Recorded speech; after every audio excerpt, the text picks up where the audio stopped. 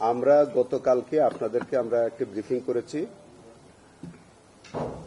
আমাদের সামনে একটা প্রশ্ন উত্থাপিত হয়েছে বা একটা অভিযোগ এসছে, যে অভিযোগটাকে আমরা হালকাভাবে দেখছি না।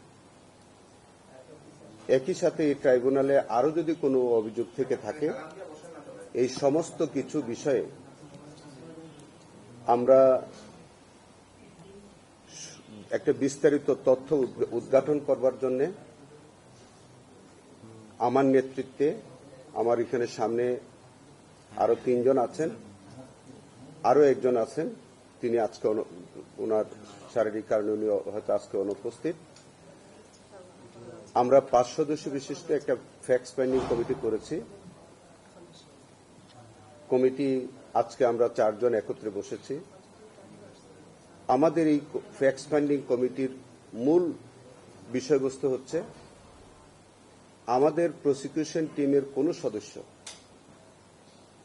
বা সংশ্লিষ্ট কোনো ব্যক্তিবর্গ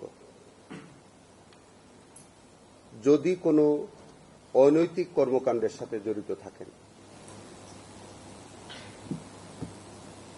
সেই বিষয়টি আমরা তথ্য উদ্ঘাটন করব।